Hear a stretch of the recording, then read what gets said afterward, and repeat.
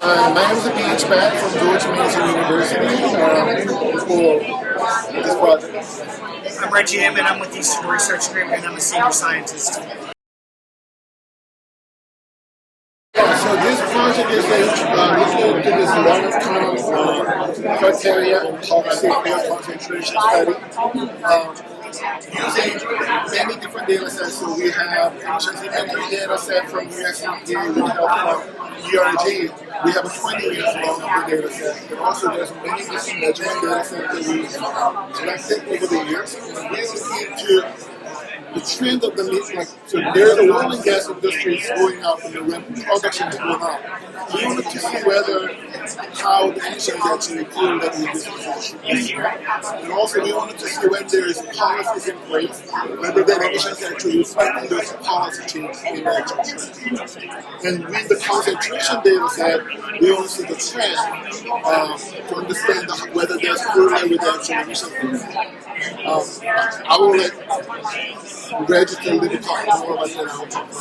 Yeah, it's a really good opportunity. We have an incredibly rich data set of emissions, ambient data, and regulatory data that we can tell a story in this part of the United States, the Marcellus Shale region, which is a legacy area for oil and gas, but also is experiencing conventional oil and gas growth. And so we have the opportunity to really do a long-term analysis of this data set and maybe answer some questions, policy-relevant questions, but also health and environmental justice questions, proof of demonstration of this modeling that we're going to use artificial intelligence that the agent talked about as well.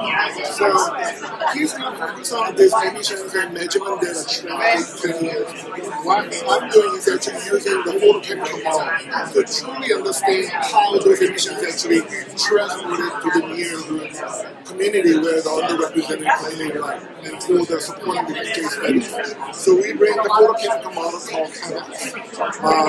It has an option to, we're also doing additionally is a toxin. So we are looking into concentration of the benzene, chlorine, ethylbenzene, and other toxins that's sensitive to the human health.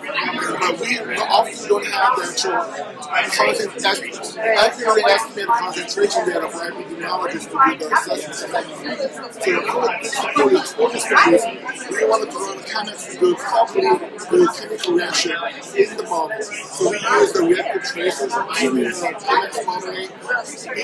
Individual have toxics has a basic chemistry we introduce them in the model. And some of the oxygen that produced from the ChemX model, we will chemically decay the model and drive emission. So we try to simulate as well as as accurate as possible from the start to the end, which is 20 years, the hourly concentration for the entire model.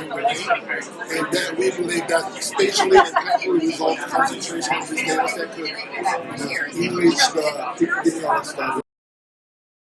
They will benefit from the study because we only focus on every study on a P1.5 here, but this toxic is there's a room for them to actually incorporate and using hospital data set to look into more further EJ study. That's one part, and I think that outcome of that study will benefit the underrepresented community where they're living near this oil and gas. They have concern, but we really don't know how much of the exposure they're experiencing. And I can definitely see this is just a small part of the United States. If we can get the methodology down well, we can take this to other parts of the states, Eagle Ford Shale, Colorado, North Dakota, other areas that may have some issues.